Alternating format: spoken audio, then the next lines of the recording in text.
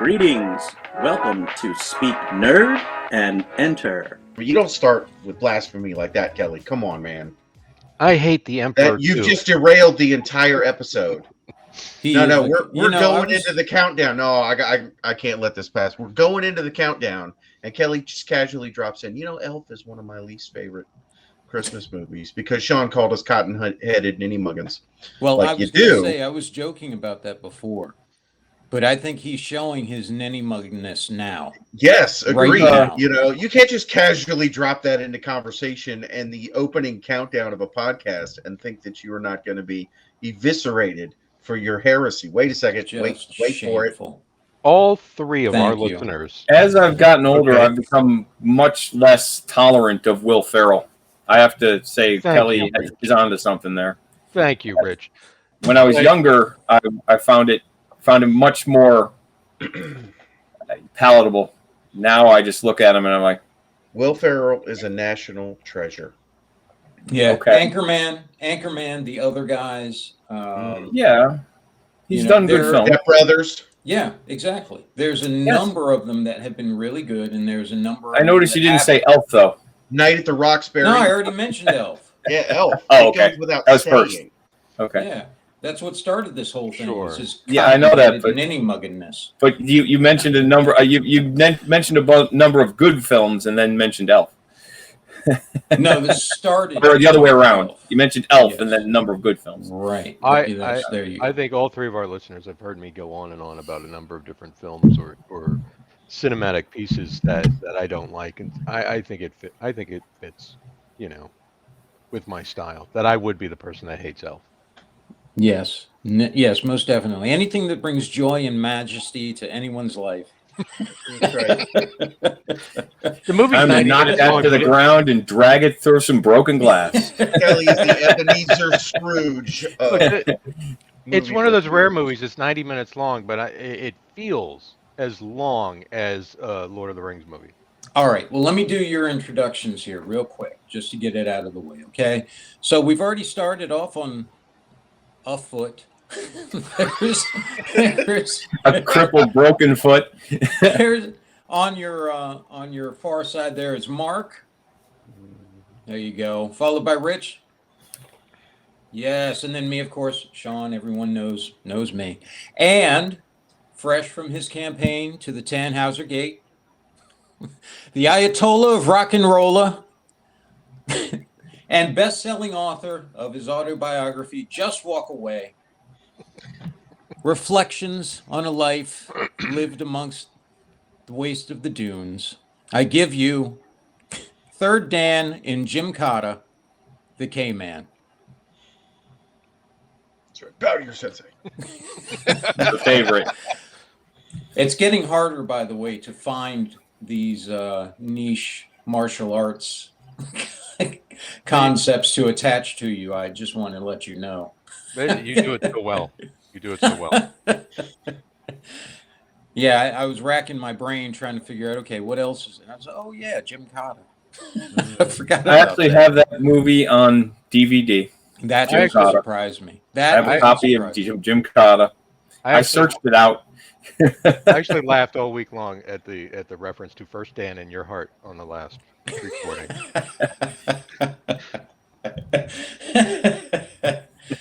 Thank you, Kelly. Thank you very much. I put a lot of effort into trying to think that stuff up and then winging it. All right. So we've all agreed that Elf is actually one of the best movies ever made, and that Will Ferrell is a treasure. I've in all agreed our to hearts that. and should have a star named after him. As referenced by the fact that it showed up on our list of best movies ever made, of course. Yes. Yes. I would not call it one of the best movies ever made. I am entertained by it, parts of it, but not. I mean, it does not surprise me that I'm the one that doesn't like Elf and also doesn't like The Emperor, and you guys like Elf. And surprisingly, Emperor. I mean, you guys like to be fed these things. Oh, I don't like The Emperor. He I loves love the Emperor. I didn't finish that sentence. I knew the Inquisition would jump in. All right. So, on that note, Will Ferrell is the best and the Emperor is awesome. Let's get into what we're looking forward to for next year. Angron doesn't think so. Angron disagrees. Kelly sent me a message, I think to all of us, just this last week, where he was talking about Borderlands, the movie, and There's a movie? yeah, The film. That was my yeah, reaction. a film. Who's in that, by the way? You have the thing up there, don't you? I know Jack Black's in it. I know Kevin Chris Hart. Rock is in it. Would Chris Rock? No. Kevin Kevin Hart. Hart. Ben Gillette does a cameo. And Jamie Lee Curtis. Well, Jamie Lee Curtis. Yeah. she in there as Dust. Kate Blanchett. Kate Blanchett, Kevin That Hart, was Jack it. Black, Bobby Lee, Edgar Ramirez. Ariana Greenblatt. Yep. And Jamie That's an Lee Curtis. unfortunate And name. Gina Gershon. Gina Gershon. Yep. I wonder She's who in there as playing. well. Jamie Lee Curtis Oh, is yeah. playing Janice. She might be, she might be Moxie. playing, Moxie. That's what I was She's thinking. playing Moxie. Yeah. Okay. Well, that makes sense. Yeah. Yeah, that makes sense. Mad Moxie. Yeah, she was in that one of the best movies ever made. What was the name of that movie, Mark? Which movie? The one with The Thing. no, She was the Thing. no, the two girls who were one of them's married to the mobster, and Oh, right, yeah. Oh, got Bound. Bound. That was Yeah. it. Yes. Yeah, excellent movie. I've only Yeah. ever watched like 15 minutes of it. Very specific. The same 15 minutes, right? Yeah, same 15 minutes. I don't remember anything else, but you know, Okay. yeah, Yeah. It's Directed amazing movie. famously by the Wachowskis prior to The Matrix. yeah. Prior to The Matrix, The Matrix was a great movie. The second and third one could have done with a huge infusion of Bound. That would have been great. Indeed. Yeah. It's just unnecessary.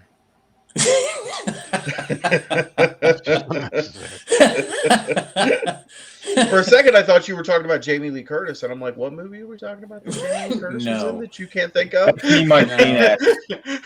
No. And I won't say anything bad about Jamie Lee Curtis because she is married to one of my favorite comedians and comedic actors, Christopher Guest. So never. I will don't an think ill there's word anything pass bad me. to say. I don't think there's anything bad to say about Jamie Lee Curtis. But when Exactly. when you look at the lineup, I don't of know. this Some of movie, the later Halloween movies. Come on. Hey, look, Well, man, that was you because groceries hit a didn't mark get and You you gotta say a get few those lines, paychecks, man. Exactly. All right, I hear you. I'm not She gonna I didn't like complain. that. detract from them. I'll give her that. Like, she was fine, but the No, movies weren't. those movies started out as crap. I mean, look, you can only work with what you're given. Yeah, all right, I'll give you that. That's exactly right. And I was at Safeway today. Watermelons are $12 a piece. That woman needs something to eat, so I can understand, going and doing a few more Halloween movies. $12. You do what you got to do. But It's the off season, I guess. yeah, the off season. But so we have Borderlands the movie, as Kelly was bringing up, and that's gone into or they're doing reshoots. It was, I guess, COVID came around and they decided let's go ahead and just wait on this, and now they're doing some reshoots with it. Eli Roth was the director, right? He what was has he done? originally. What has he done? He did. He was in Inglourious Bastards. Yes. Yeah. Drag Me to Hell. That was it. Yeah. He's done quite a few horror movies where he Yeah. can really cut his teeth.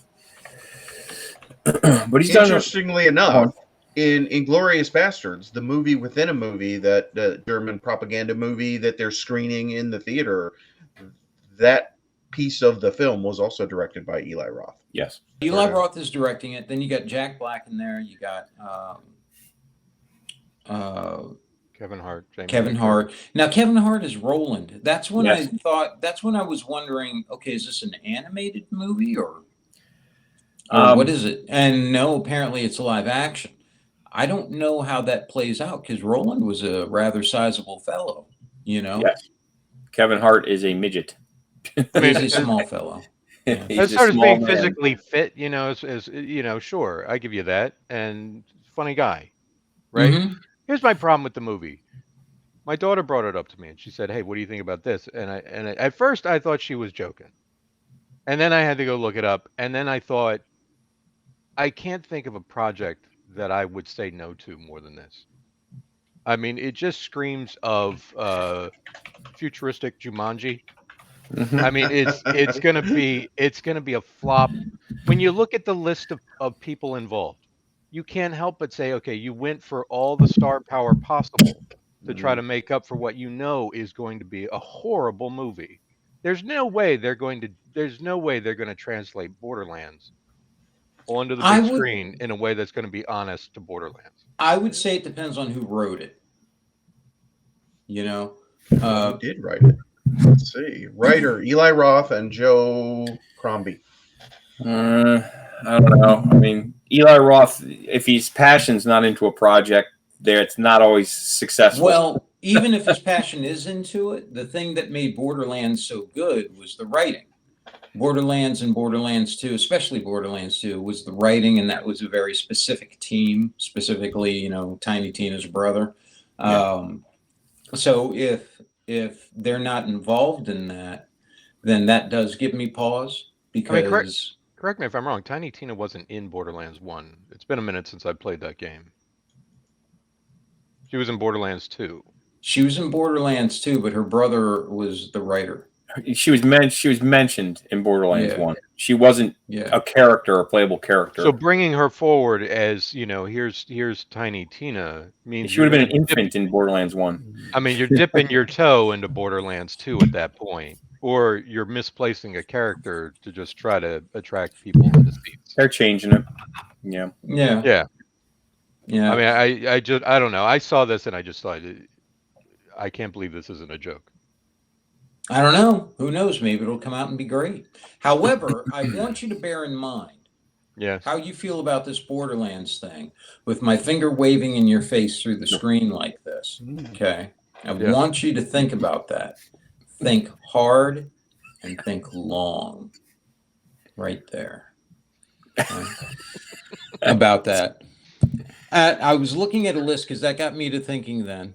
I mentioned it to Helena and she sent me this. Article that came out within AOL about the movies we can't wait to see in 2024. 42 of them. No, I don't know how many it was. I had heard of a list that somebody said, "Oh, there's all these movies we can't wait to see," and there were 40 plus movies on the list. I said, "Well, that's all of them."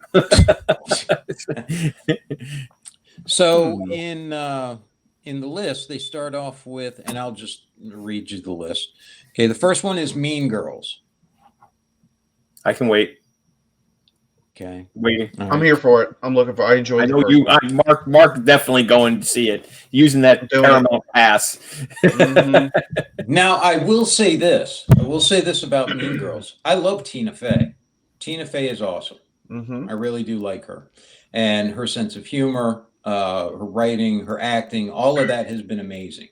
So perhaps that'll be, in the same vein, that'll be really good, but Mean Girls, that's one of them. Let's see. And it's not Mean Girls 2. It's a remake of the original. It's a reboot, I believe. Yeah. Okay. Isn't most of Hollywood a reboot of what was before? Seems to be now. The thing that gives me pause about it is that Tina Fey is not her humor and what she wrote even back on 30 Rock and with the Unbreakable Kimmy Schmidt and all of that, which were great projects. It's SNL as well, right? Yeah. Well, SNL is where she got her start as a writer. But a lot of that stuff wouldn't fly today.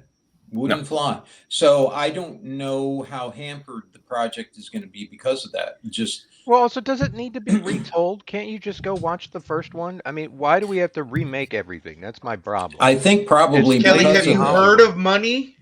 Well, no. There's that, but please explain it to me. It can be exchanged for goods and services. There's that, but also that how successful, if you're looking at it from a studio perspective, the desire to come up with something, as I was saying, that wouldn't be as outside the box as far as what's acceptable is another reason for redoing this and then putting it out to a new generation, because the story itself is timeless pretty much. Only thing you're changing then are the sensibility of the jokes and that sort of thing. Sure. Right, but I'm with Kelly on this one, or maybe you, whoever said it. Like, you're going to water it down for modern audiences. Yeah. Oh, Sean said it. It's not going to stand up and be as good as the original in Right. theory. You know what I mean? Like, Yeah. oh, let's remake Tropic Thunder. No chance. No. Yeah, that's exactly. No. Yeah, that's my concern. But Right. again, I don't know. Tina Fey, love Tina Fey, so who knows? We'll see what happens with that. It reminds me, art- Hollywood reminds me lately of a Play-Doh fun factory where all the Play-Doh's dried up and you're just trying to push it through. Yeah. You just keep squeezing and nothing but little chunks and bits of Play-Doh Yeah. just fall out. Here's to that. They're trying Which to is get that always little, very- that little bit in the middle that's still soft. They're trying Yeah, to get that the out. handle gets jammed. You can't do anything with it. That's what it reminds me of.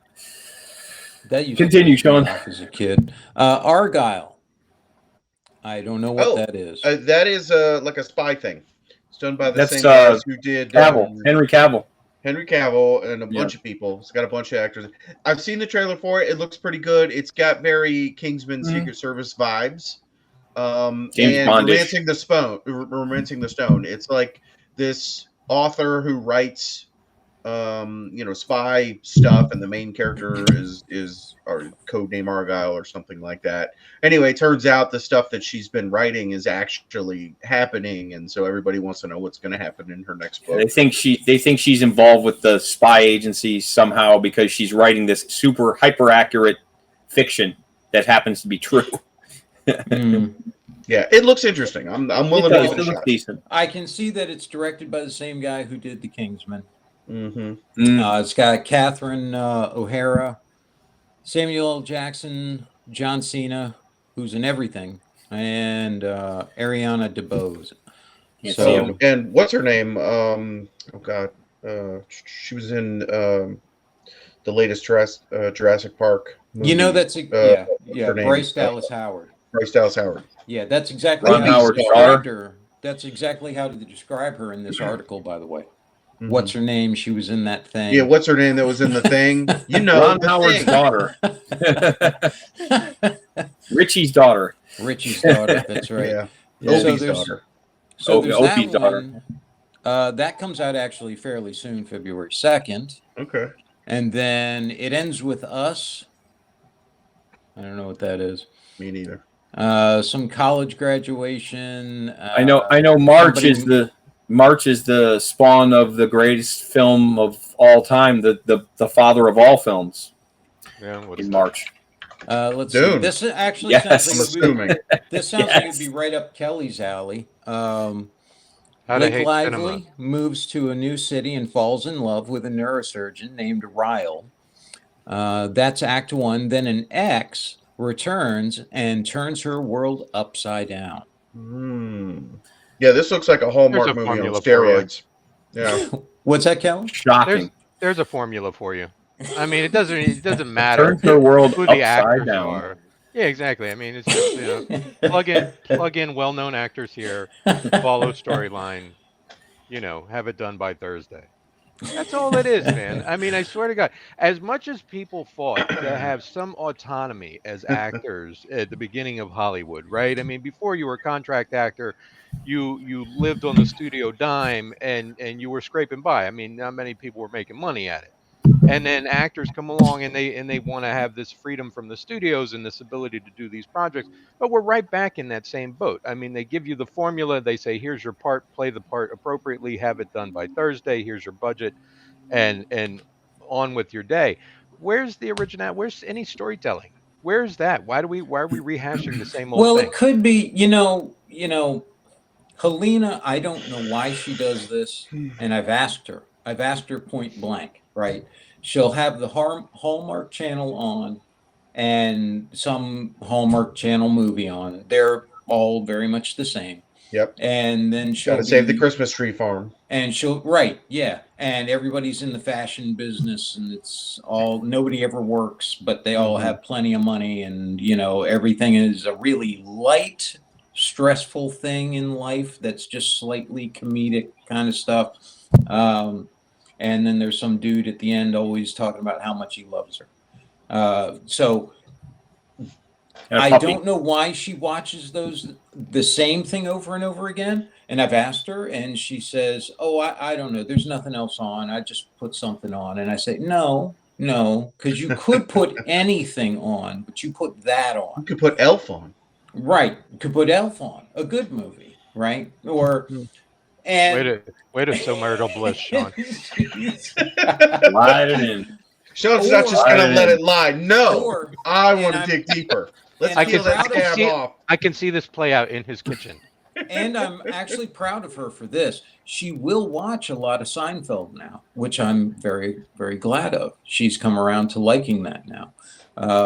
But this she'll have on for some reason, and so she says, doesn't know why, she has it on. But I think it's kind of like comfort food.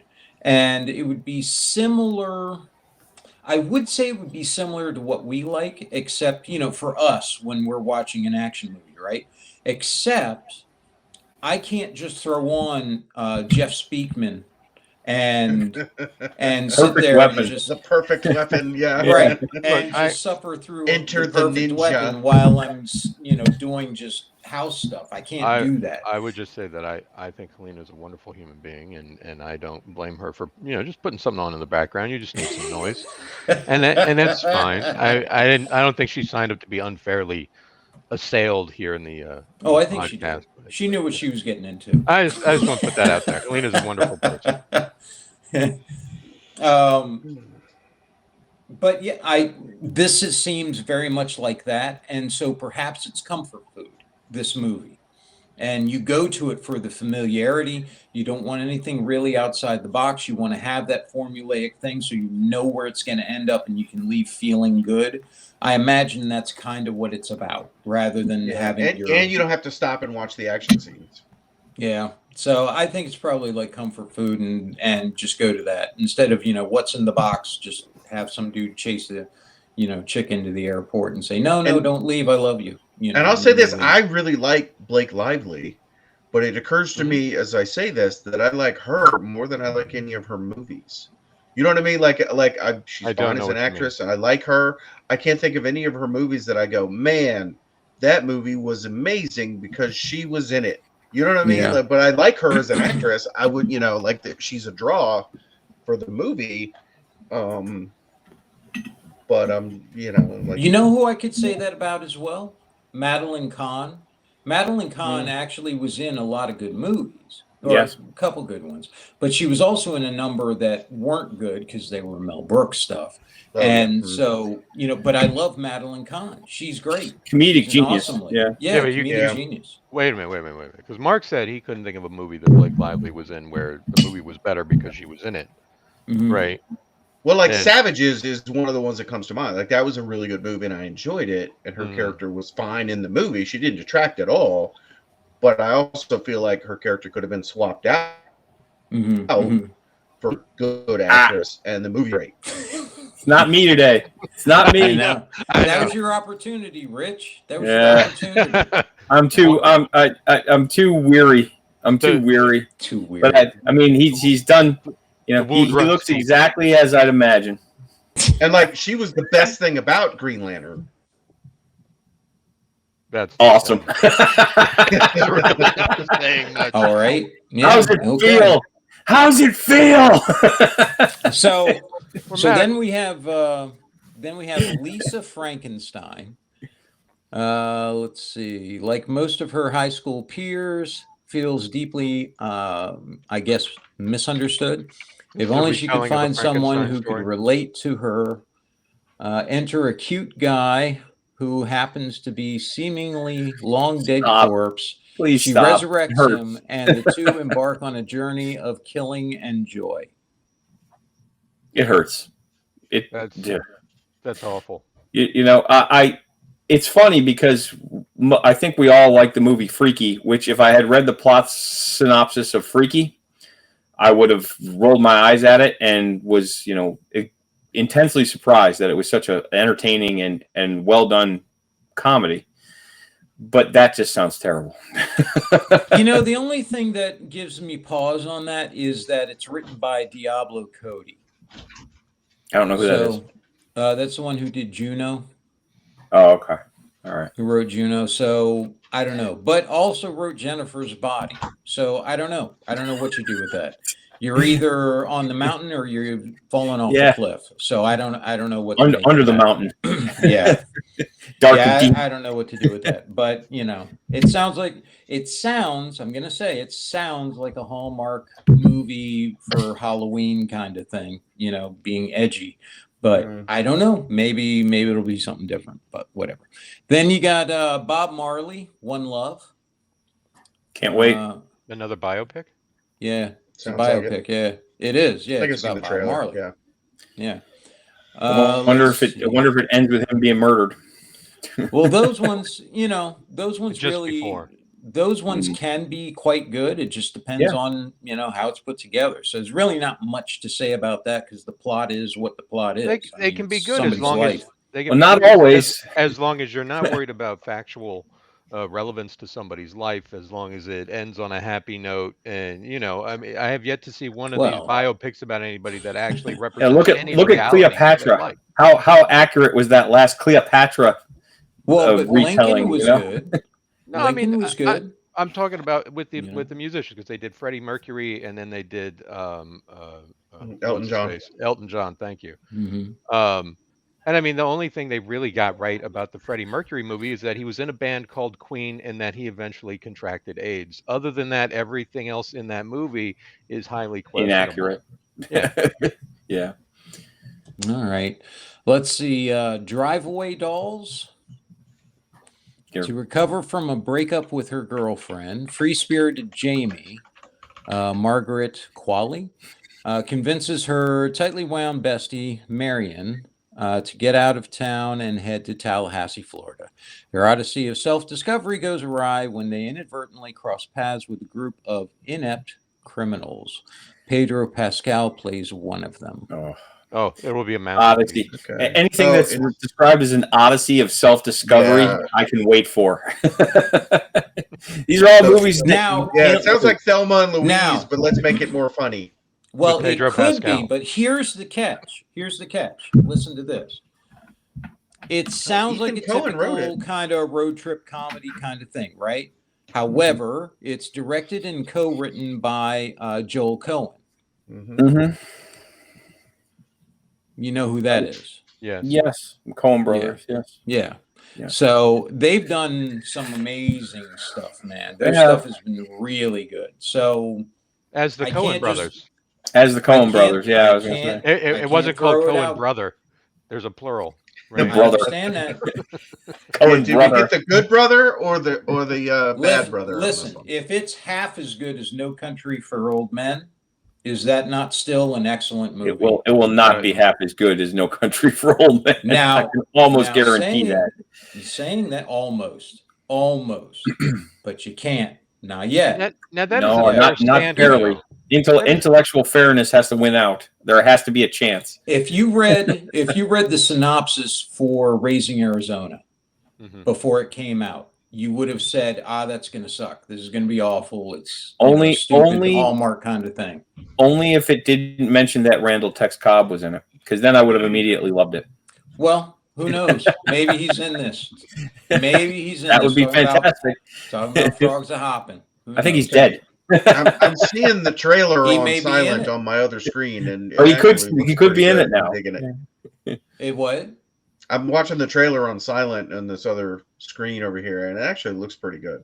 See, that's what I'm saying. You can't dismiss the Coens, man. Can't do it. Yeah, none of the Coens brothers movies sound good from reading the synopsis. What is this about? You know what I'm saying? They're all they're like Life Aquatic, right? You're gonna read about that movie to understand what it is. No, Best in Show, like that doesn't sound right. From the blurb, right? Just to read about it. So that's the thing that gives me pause about that. I would give that a chance. Yes. Here's the one everyone's waiting for. You know what this one is? Dune. That's it. Dune Part 2. Need anything else be said? The origin of all. The Alpha and Omega. That's right. the emperor of movies, if you will. See, I feel that's got to be the gold. See, you got to have a gold standard set somewhere, right? And when you look at the project of Borderlands and you look at Dune, right? Which one's superior? And you got to ask yourself, if you're on the Borderlands project, am I reaching Dune level in storytelling? And if you're not, just walk away. Nobody's going to fault you for Just that. walk away. It's That's a catchphrase, Kelly. There it is. Just walk away. The fat tank of gas. Yeah, Like, I'm a little concerned with how little I've heard about the Borderlands. Movie. They haven't really been. Well, it's been 3 years since they finished. You know what I'm saying? Well, that's always a bad sign when the movie's done and you wait long. Having said that, though, I get it. All the movie theaters were closed for 2 years, right when you finished, and so like I could see them wanting to hold on to it. Yeah, but there were no trailers. They held on to Top Gun. They were like, "We're not putting this out until." But we all knew Top Gun was coming, right? And that was one of the first big movies to drop when the theaters opened again. Yeah. So the thing is it had a test screening in 2021 and you heard nothing. That's a bad sign. Which one? They had a test screening. Oh, Borderlands. No, Borderlands. And Borderlands also, they put some footage at one of the big comic entertainment conventions and you heard nothing. So that's probably not a great sign. Yeah. Well, I read an interview. A very fine cup. Was that a holiday gift? I read an interview with. That was, well, to me. I'm talking, gentlemen. Yeah, the custodes on there with the Inquisition is interesting.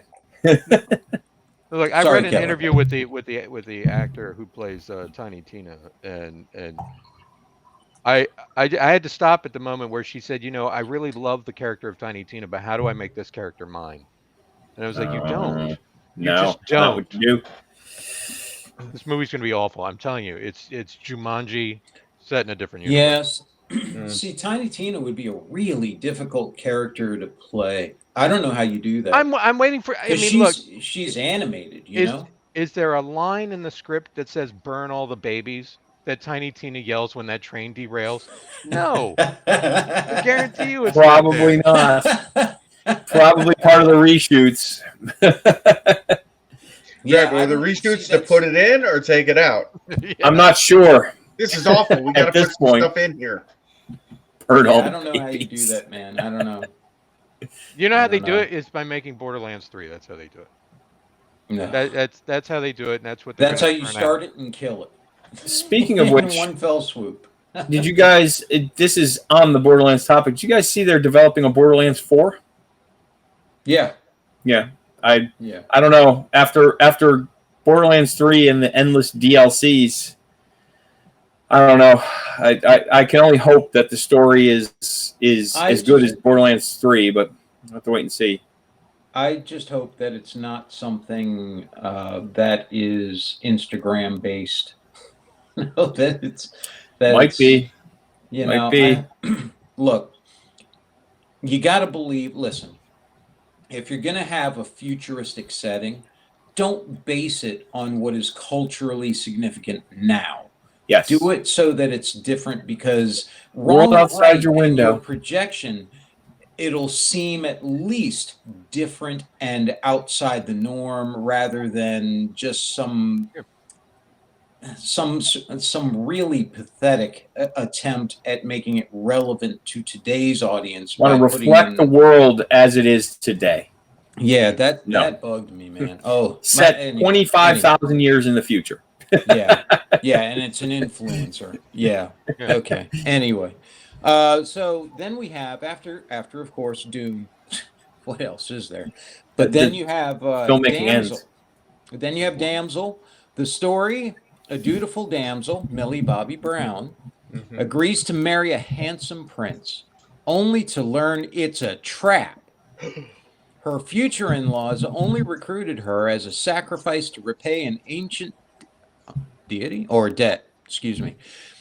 She soon gets thrown into a cave with a fire-breathing dragon. Way to break away from that Stranger Things franchise. And Godzilla. It's just the plot of Godzilla. Fire-breathing dragon. Now, I would say that's bad, except for the fact. No, I can't throw anything in there. That's just bad. Written by the director of Elf. No, that would have actually been one of the Coen brothers. So, let's see. Arthur the King. Again? Yeah, another one about Arthur. However, this one has Mark Wahlberg. Whoa! No, that sells it. Woo. There you go. Yeah. Just before the start of the Adventure Racing World Championship in Central America, an endurance athlete, Mark Wahlberg, gives one of his carb-fueling meatballs to a stray dog, the scrappy little pooch, then dutifully follows the team for 6 days and hundreds of miles to earn the name Arthur the King. I've seen the trailer for this one a couple times. Yeah. Apparently it's based on a true story. So there you go. Which means none of it will be factual. Except there was a dog. And Mark Wahlberg is real. Yeah. Ghostbusters, Is he, though? Frozen Empire. Yeah. Fair point. Yeah, Frozen The trailer Empire. for that one. That looks Yeah. like a cash grab, but I'm here for it. Now, see, Sequel to the Ghostbusters Jr. film. Yeah. Yep. I think people could sit here and they could say, well, hey, I mean, it's easy to criticize. What was the last thing you guys made? To which I would say, and I've been thinking about this since we started this recording. We're the audience. Was, all right, give me a budget and let me see what I can do. I'm not making any promises. I may just spend it all on a production party where we all just celebrate the idea that we might do something, or you might get something truly incredible. I don't know, but give me the budget and let me see. But all I'm saying is that Hollywood's throwing money at any goofball who's got a script apparently to make something that is, you throw a couple stars in it to try to put butts in a seat. It's not really actual storytelling. Hey, and in all fairness, we have said a number of these actually we're interested in. Sure. A number of these projects that we've You talked all about. have said that. I have not. That's right. Kelly's not interested. I feel free to. And- I will go to some of these perhaps just to further my complaints. I don't think I'll go to see Dune. I don't know about the other ones. The other ones I'll probably. I'm going to see go half soon. of these. I'm I'm down for I'll watch- Mean I'll watch- Girls, down for To those who Damsel, to those who would say Frankenstein "What have you ever-" movie. You know I'm going to take my wife to that. Yeah, you take her. To those who would say, "What have you ever created?" I can say, "Yes, I have created stuff. I've done that professionally. So bite me." I'm able to do that. So Ghostbusters Frozen Empire. Then let's see. We have Mickey 17. An eponymous expendable employee is sent on a human expedition to colonize an ice world. When one iteration of the expendable dies, a new body is regenerated with most of the previous employee's memories intact. Robert Pattinson plays Mickey, the potentially doomed expendable in the film, which is adapted from Edward Ashton's 2022 novel of the same name. Belisarius calls partner. You know what it Betty. reminds me. You know what it reminds me of a bit is Moon. Yeah. Save for the Paranoia. remembrance part. But Moon was a good movie. I like that. Yeah. That was a good one. Spoilers. What? Moon. Oh, Yeah. well, what are you going to do? I don't care. Yeah, what are you going to do, man? Nothing. It's a Wonderful Life ends on a happy note. There you go. If you haven't seen that by now, it's Rosebud. Civil War. A journalist, Kirsten Dunst, tries to survive a future in which 19 states have seceded from Stop the reading. Union. Meanwhile, the three-term president of the United States, Nick Offerman, has ordered 3 domestic terms. airstrikes. Yeah. Constitutional amendments in action. Yeah. Well, if there's a war going on, there is a precedent for that. A precedent for the president. How about that? Perhaps. Yeah, What I've do you seen the mean, trailer perhaps? for that one. It got a whole lot of commentary from the interwebs, just like I'm the sure it political did. breakdown. It's like Texas and California are on the same Oh, side that, in yeah, the yeah. Civil War. And so they're like, there's two schools of thought. Like, number one, like, oh, we don't want to make it too on the nose, like this could happen because everybody knows California and Texas are, what's going to unite them to secede from the United People States. You know flee what I'm saying? California for Texas. Yeah. Whatever plot devices they come up with, all of us knows that ain't happening. That's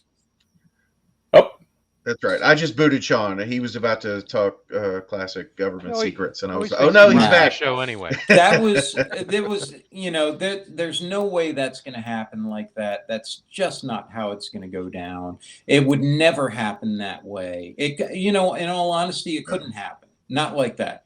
Civil war and all that. No. The world will break down before, that happens. We are not, okay, everybody from Virginia hates everybody from this place. Everybody from Texas hates it doesn't happen like that. America is just it's very fluid, very mishmash that way. You just don't have that kind of crap. So I just couldn't buy into the premise, right? Yeah. It's pushing a message. They're going to push their opinions through entertainment. Instead of allowing you to be entertained, they're going to try and educate you. Edutainment. And it's annoying. We've discussed it probably 20 times now that I just don't want to be preached to. I want to escape. It's escapism, right? No, see, I'm going to take the opposite tactic. I actually want to see a movie where the journalists are portrayed as the heroes, and they're shining a light on trying to recoup some reputation. I see. Please go watch all the President's Men. Yeah. Listen, journalists have never, let's be honest, journalists have never enjoyed that kind of moral superiority ever in this world. Yellow journalism was a term they say they are way before this modern era ever happened. There were laws in place for libel, and this is not something new. This is just humanity in action throughout all of time. So whatever. Anyway, okay, so Civil War, no, I'm not really excited about that. Not at all. I don't even think I'll see that in streaming because that's just going to piss me off. Let's see. Challengers. As teens, hot-headed prodigy Tashi Duncan gets caught up in a flirtation with fellow tennis stars at Art and Patrick. As adults, their complex dynamic becomes a racket when the two guys and rivals face off in a pro challenger match and find themselves once again butting heads over Tashi. I'd rather watch Balls of Fury again. I'd rather watch. See, that one sounds very much like what you would find on Hallmark. Yeah. No, it's not, because what you're not seeing from that little read off is this has Zendaya in it, and apparently she has a threesome with these two other dudes, which is the main focus of the trailer, right? So I don't think anybody cares about this movie so much as they want to see some of the more salacious aspects of what's being promoted. You know what I'm saying? I mean, look, she's not. Whatever. Okay, I understand. She's in Dune. You shut your filthy mouth. Yeah, she's married. She married Jane Watson. Watson. She's in Dune. Then redhead replacement theory in action. Let's see. The Fall Guy. Yeah, I don't even need to explain that. I saw that trailer, man. That's awful. Lee Majors in awful. It. They bring him back from the dead. How did Ryan Gosling go from doing, Driver to doing that? I don't know. I don't know how that happened. Let's see. Yeah. Or I'm here for it. I'm totally gonna see it. It's gonna be great. I want to watch it. You guys more shut money up. than sense. Yeah.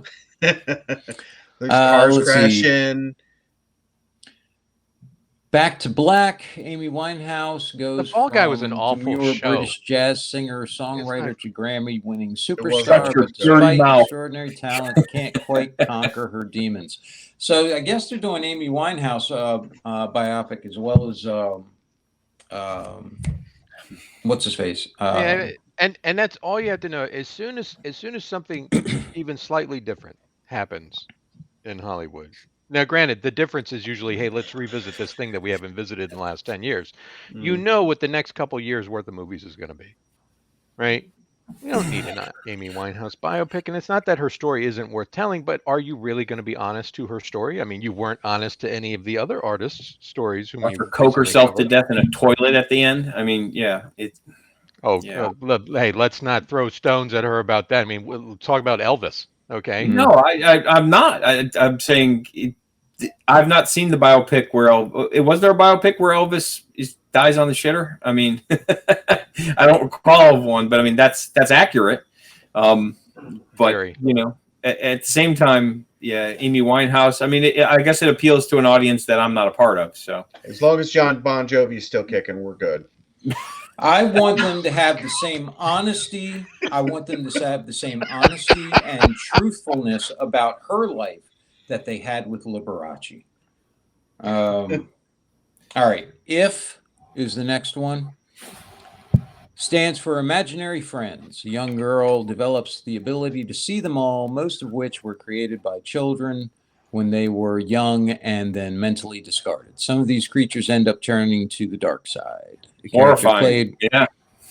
A character played by Ryan Reynolds tries to restore order. That seems like he's done that kind of movie before, too. It's like I don't Free know, man. Guy. I mean, like going through this list and talking about all these different movies that are highly questionable, it just leaves me to think, what the hell's going to happen with the 40K universe at Amazon? This does not instill in me any degree of confidence. I got to come into that with more pessimism than optimism. I come into it with trepidation. I don't know about pessimism, but trepidation for sure. Yeah. No, see, if I'm gonna expect it's gonna be the Rings of Power in the 40K universe.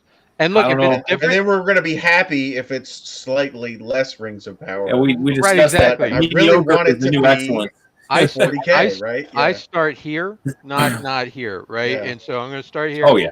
And help me get to this spot. Otherwise, I'm just where I need to be. At the Right. beginning. Where are we between Dune and Borderlands? Oh my God, yeah.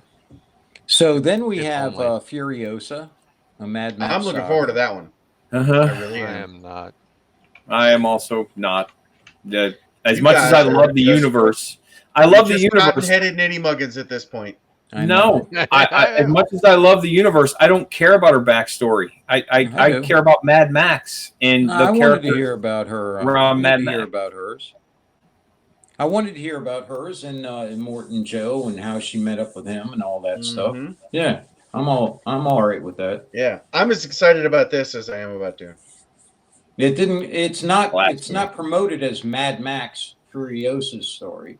It's No. promoted as Furiosa. So Furiosa of the Right. Mad Max story. Yes. I no, got a it. Mad Max saga. A Mad Max saga.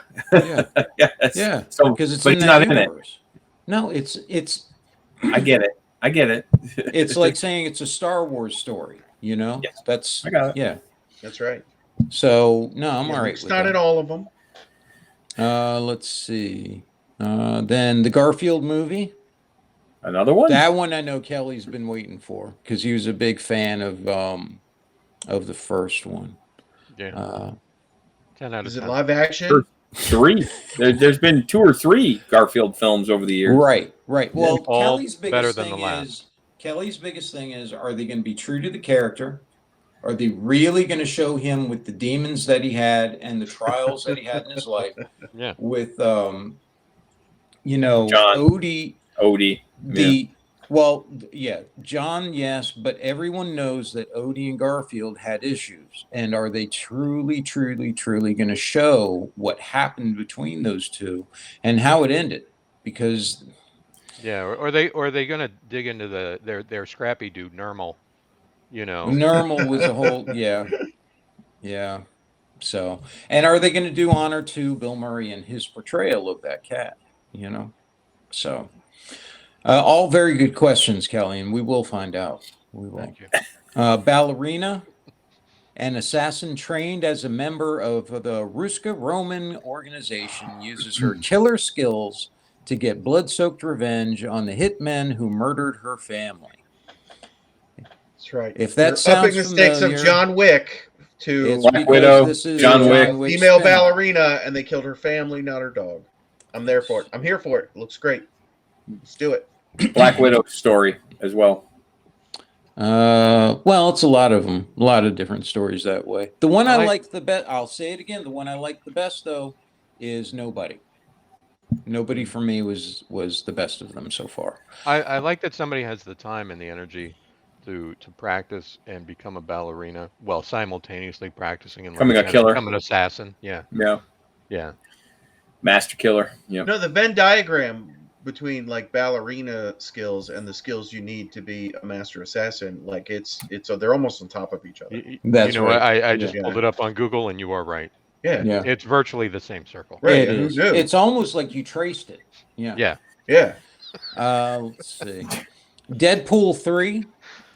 Oh, I'm here for it. Let's do this. The more we I know see of it, big- the less I care.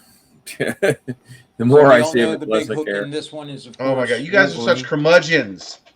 Hollywood is dishing us out like fantasy after fantasy. This is amazing time. Deadpool 1 was great.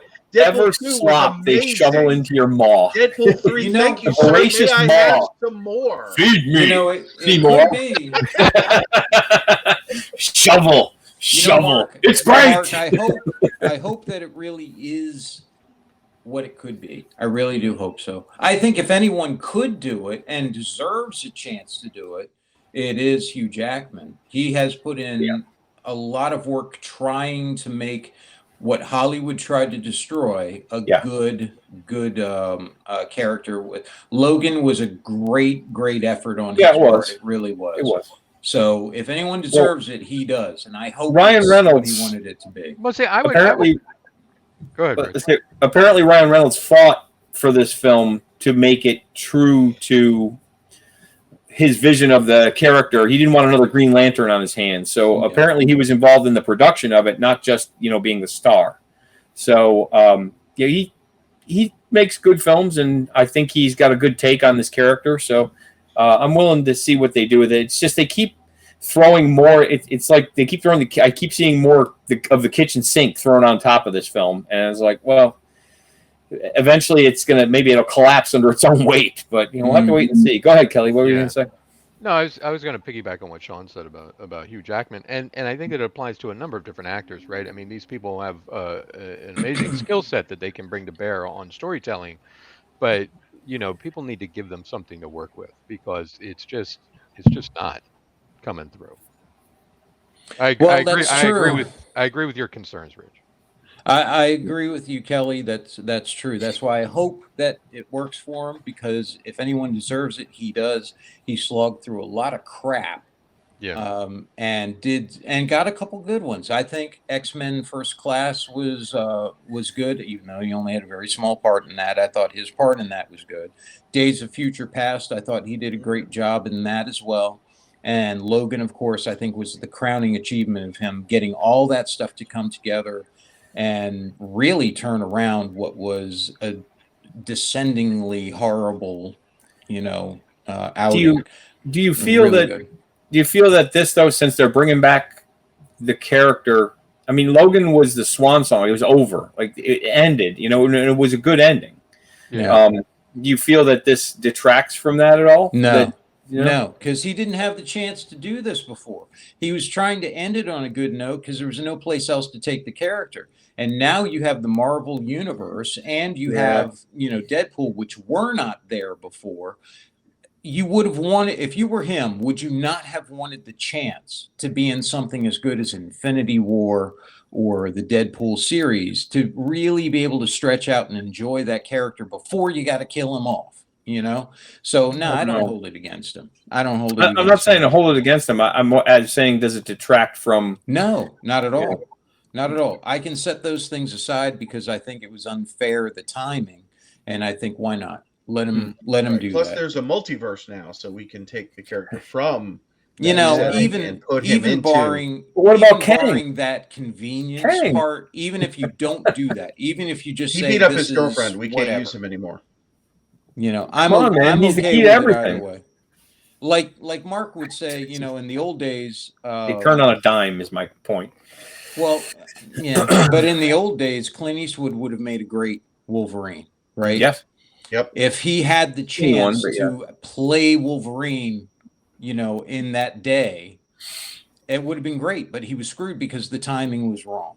It just didn't work out. So no, I don't think it detracts. I can set the two things aside because I think it's a fortunate thing for him to do, and hopefully it'll work out. So then we have, right, and I don't know why you guys are so down on Deadpool. Like, I'm getting this negative ad. The first two were really good. They were enjoyable. They were very entertaining. And now we get Deadpool with Hugh Jackman as Wolverine, as from the comic, basically what we've all wanted. And you guys are like, no, it's going to be terrible. It's awful. I just feel like you're so negative. We didn't say it was going to be terrible. Some of that reasoning, but man, didn't say you where's your childlike joy? You were, it's again, keep shoveling, just keep it open like a baby bird. Just keep feeding it. No, we didn't say that we think it's going to be bad. There's just concerns. There's concerns that, yeah, you're correct. The first two Deadpool films were entertaining. And I think they were, it sounds weird, but I think they were entertaining because they were not expected to be successful, and they were successful in spite of the fact that there wasn't a lot of attention paid to them. If that makes sense, they were left alone, and now there's been a lot of involvement by a lot of hands into this Deadpool 3, and I keep seeing more and more things being pushed into it. It's like, oh well, here's Wolverine, and we're going to have this, and we're going to have that, and we're going to have this, and we're going to have that. Whereas in the first two Deadpool films, they were kind of left to their own devices and made entertaining content out of it because they weren't interfered with. They were kind of ignored by, the eye of Sauron wasn't on them, the Prophet Eye, right? And now the Prophet Eye is turned directly on this film, and it's like, this film will be this, and it's going to have this and this. And they basically said, well, we've had all these flops.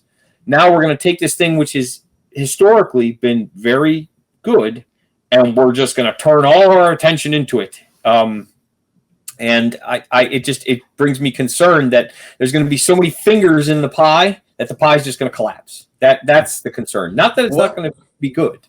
Well, we'll see what happens with it. Yeah. However, I do want to get to these other ones real quick before we have to end, because we're coming up to the end here.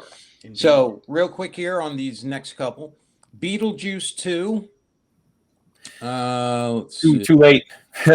Too late on that one. Wicked Part 1.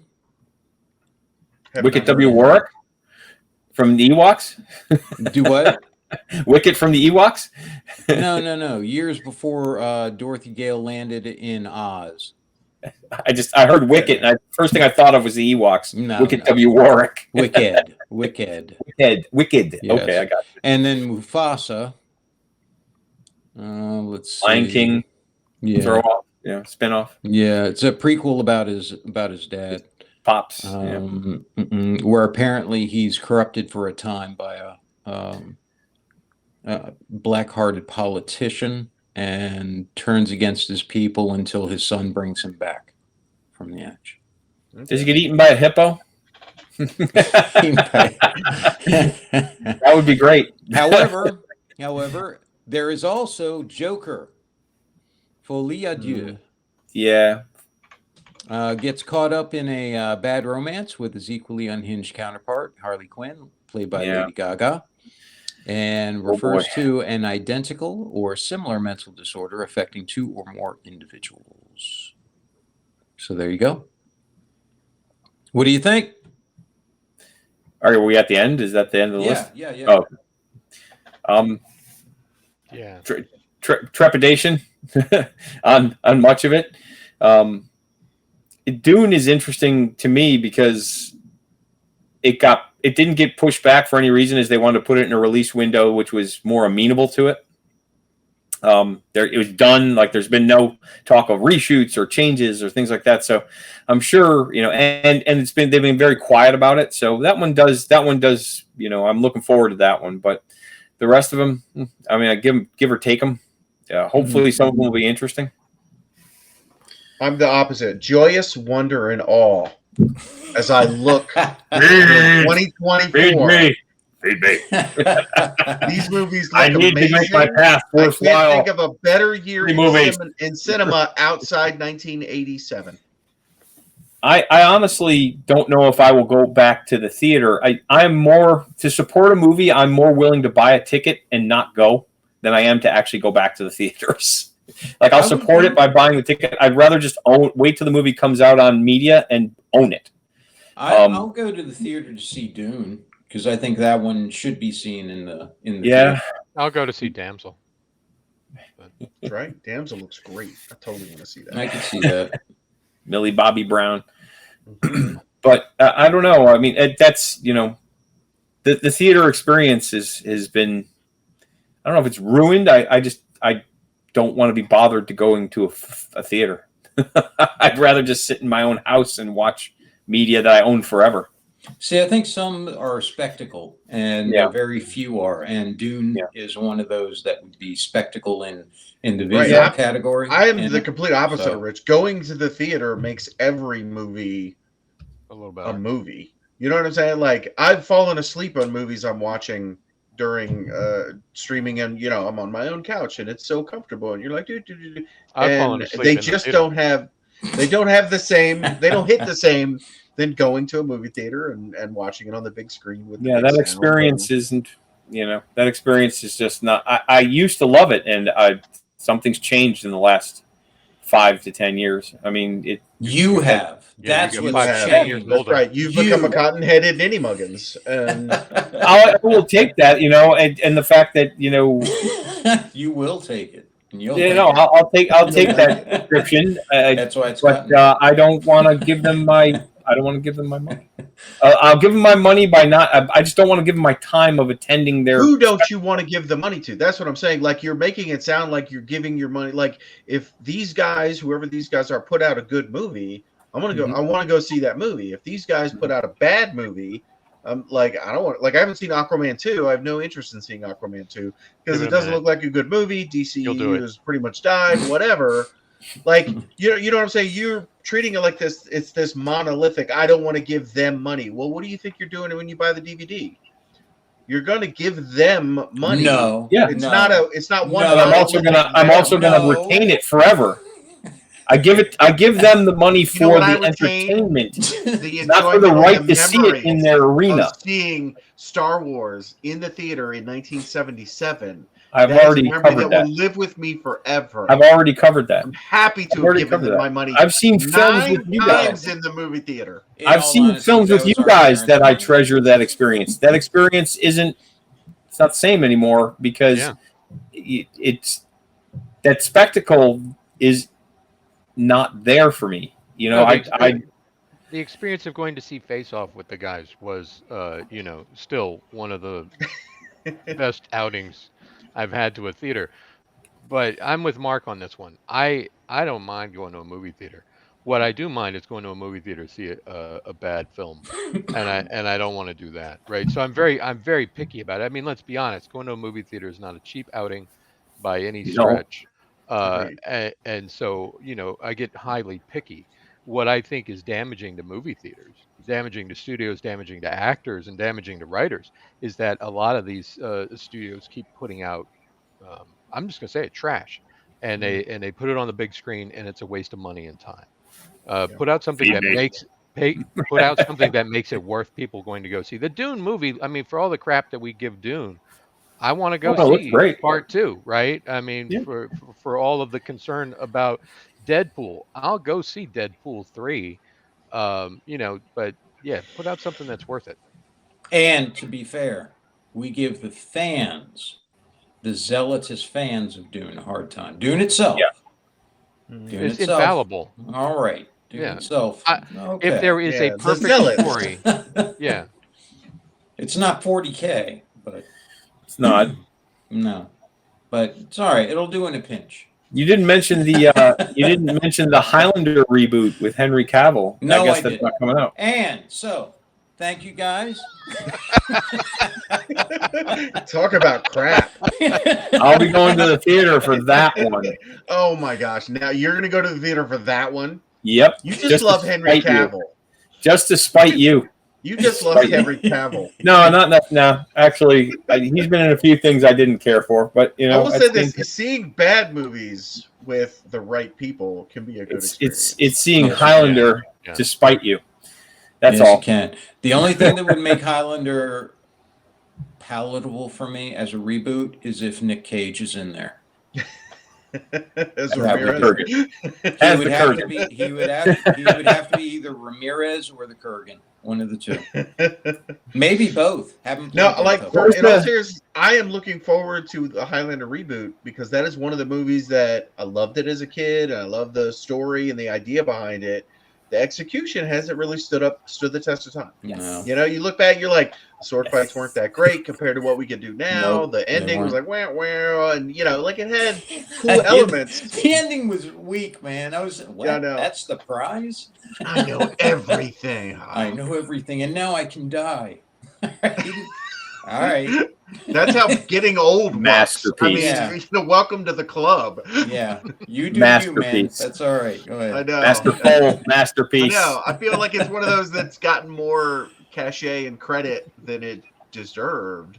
But it has some really cool elements and some very cool like ideas behind it and that, you know, mythology. Like, I think it's due for a reboot, and of course, it remains to be seen whether that reboot is carried off well or carried off terribly. See, just but for if the carried off entertainment, well, it could be John Carpenter's The Thing compared to the original Thing. just for the entertainment value, I refuse to see any other film except that, and then come on here and say, "Yeah, I went to the theater to see Highlander." Do that. You do You know that. what? All You know, right.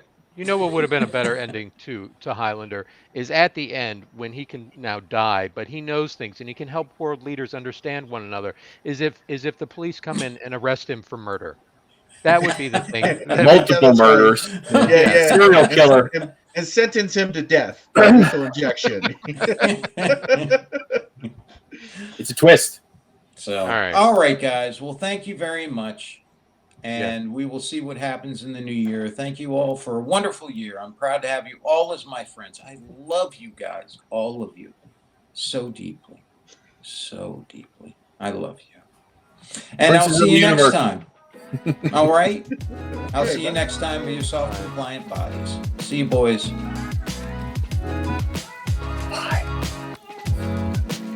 This concludes our Speak Nerd and Enter broadcast.